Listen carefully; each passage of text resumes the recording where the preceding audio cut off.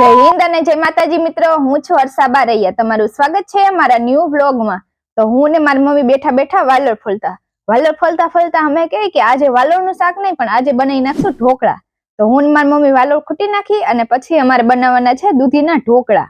પછી તો હું ને મારી મમ્મી ફટાફટ વાલોર ફોલવા માંડ્યા અને પછી હું બનાવવા માંડી દૂધીના ઢોકળા. એના માટે મેં દૂધી લઈ લીધી અને છાલું ઉતાર નાખી અને પછી એને ખમણવા માંડી અને સારી રીતના દૂધી કદ્દુકસ કરી નાખી અને પછી ટમેટા, મરચા અને ધાણા ભાજી લઈ લીધું અને એને પણ સારી રીતના કટિંગ કરી નાખ્યું. હવે આ બધી કટિંગ કરી નાખેલું હોય એને કાથરોટમાં નાખી દઈશું. પેલા દૂધી નાખી દીધી, એમાં લસણ નાખી દીધું, ટામેટા નાખી દીધા,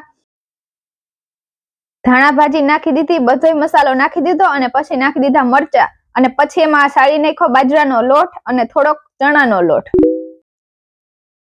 2 લોટ સાળી નાખ્યા અને પછી એમાં નાખી દીધું સ્વાદ પ્રમાણે મીઠું, હળદર, ધાણા જીરું, વઘાણીને ફૂલ સોડા અને પછી એને આવી રીતના મિક્સ કરી નાખ્યું સારી રીતના અને પછી એમાં નાખી દીધું થોડુંક પાણી અને મસ્ત હલાઈ નાખ્યું અને પછી એના બનાવવાના હતા મુઠિયા. તો એક પછી એક બધાય મુઠિયા બનાવી નાખ્યા અને પછી કડાઈમાં પાણી ગરમ કરવા મૂકી દીધું અને પછી એમાં મૂકી દીધી આ મુઠિયા ભરેલી ડીશ.